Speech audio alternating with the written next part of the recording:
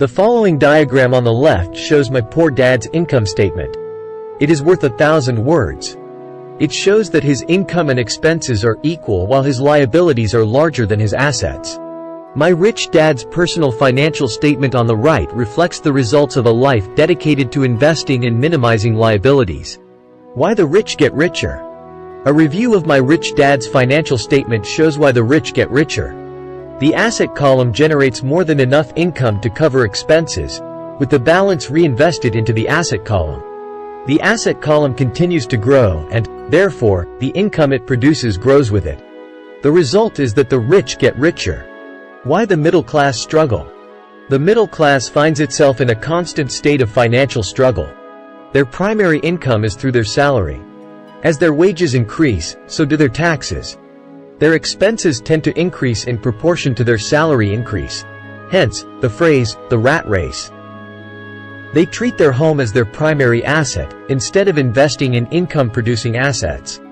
This pattern of treating your home as an investment, and the philosophy that a pay raise means you can buy a larger home or spend more, is the foundation of today's debt-ridden society. Increased spending throws families into greater debt and into more financial uncertainty, even though they may be advancing in their jobs and receiving raises on a regular basis. This is high-risk living caused by weak financial education. The massive loss of jobs in recent times proves how shaky the middle class really is financially. Company pension plans are being replaced by 401k plans.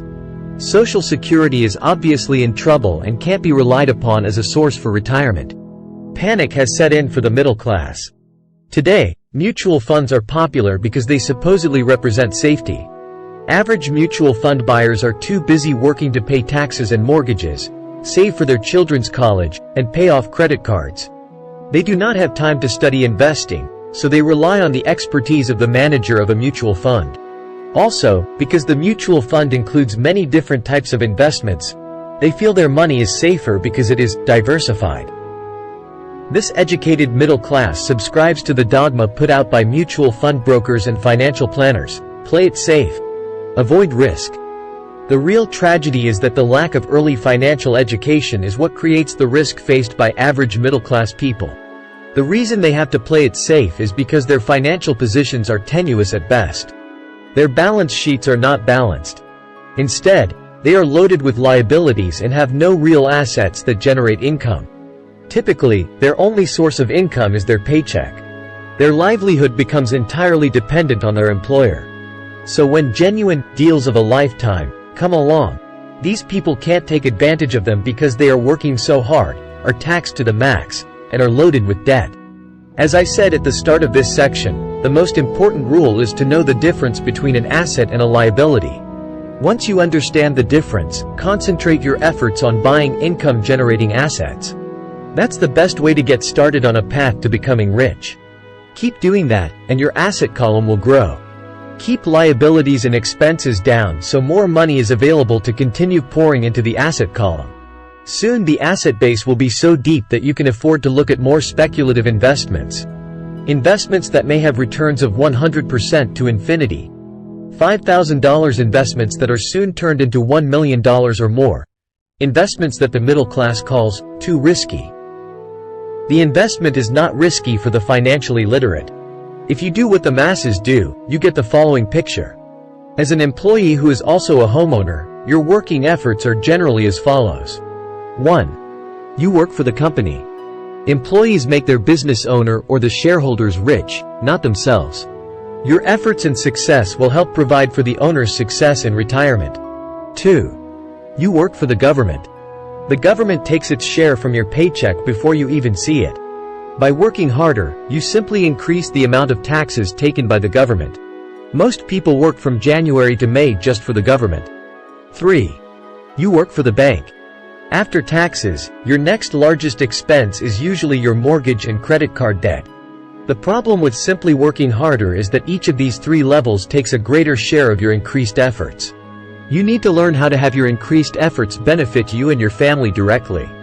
Once you have decided to concentrate on minding your own business, focusing your efforts on acquiring assets instead of a bigger paycheck, how do you set your goals? Most people must keep their job and rely on their wages to fund their acquisition of assets. As their assets grow, how do they measure the extent of their success? When does someone know that they are rich, that they have wealth? As well as having my own definitions for assets and liabilities, I also have my own definition for wealth. Actually, I borrowed it from a man named R. Buckminster Fuller. Some call him a quack, and others call him a genius. Years ago he got architects buzzing because he applied for a patent for something called a geodesic dome. But in the application, Fuller also said something about wealth. It was pretty confusing at first, but after reading it, it began to make some sense. Wealth is a person's ability to survive so many number of days forward. Or, if I stopped working today, how long could I survive? Unlike net worth, the difference between your assets and liabilities, which is often filled with a person's expensive junk and opinions of what things are worth. This definition creates the possibility for developing a truly accurate measurement. I could now measure and know where I was in terms of my goal to become financially independent. Although net worth often includes non-cash producing assets, like stuff you bought that now sits in your garage, wealth measures how much money your money is making and, therefore, your financial survivability.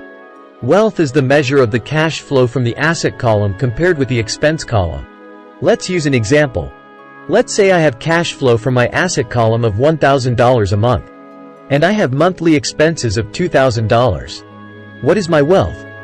Let's go back to Buckminster Fuller's definition. Using his definition, how many days forward can I survive? Assuming a 30-day month, I have enough cash flow for half a month. When I achieve $2,000 a month cash flow from my assets, then I will be wealthy. So while I'm not yet rich, I am wealthy. I now have income generated from assets each month that fully cover my monthly expenses. If I want to increase my expenses, I first must increase my cash flow to maintain this level of wealth. Also note that it is at this point that I'm no longer dependent on my wages. I have focused on, and been successful in, building an asset column that has made me financially independent. If I quit my job today, I would be able to cover my monthly expenses with the cash flow from my assets. My next goal would be to have the excess cash flow from my assets reinvested into the asset column.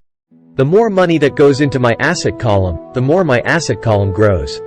The more my assets grow, the more my cash flow grows. And as long as I keep my expenses less than the cash flow from these assets, I grow richer with more and more income from sources other than my physical labor. As this reinvestment process continues, I am well on my way to becoming rich. Just remember this simple observation. The rich buy assets. The poor only have expenses. The middle class buy liabilities they think are assets. So how do I start minding my own business? What is the answer? Listen to the founder of McDonald's in the next chapter.